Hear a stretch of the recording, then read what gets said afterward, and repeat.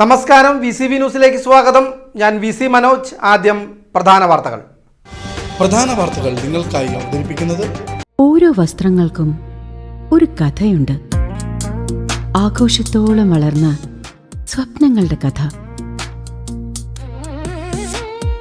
Beauty silks. വാക്കുകൾ നിശബ്ദമാകുമ്പോൾ വസ്ത്രങ്ങൾ സംസാരിക്കട്ടെ.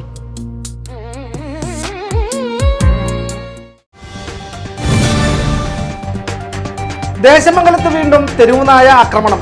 കൈക്ക് പരിക്കേറ്റ യുവതിയെ തൃശൂർ ഗവൺമെന്റ് മെഡിക്കൽ കോളേജ് ആശുപത്രിയിൽ പ്രവേശിപ്പിച്ചു. കരുവന്നൂർ സഹകരണ ബാങ്ക് തട്ടിപ്പ് കേസിൽ എറണാകുളം PMLA കോടതിയിൽ ഹാജരാകുമെന്ന് CPIM തൃശൂർ ജില്ലാ സെക്രട്ടറി KV അബ്ദുൽ ഖാദർ നിയമത്തെ മാനിക്കുന്നുവെന്നും അദ്ദേഹം വാർത്താ സമ്മേളനത്തിൽ പറഞ്ഞു.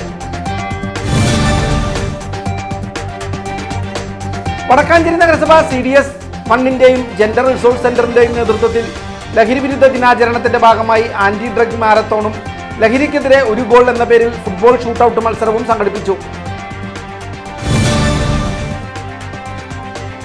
നിർമ്മാണ തൊഴിലാളികളുടെ ആനുകൂല്യങ്ങളും പെൻഷനും സമയബന്ധിതമായി വിതരണം ചെയ്ത് നിർമ്മാണ തൊഴിലാളികളെ സംരക്ഷിക്കണമെന്ന് കെട്ടിട നിർമ്മാണ തൊഴിലാളി യൂണിയൻ AITUC വടക്കാഞ്ചേരി മണ്ഡല സമ്മേളനം ആവശ്യപ്പെട്ടു.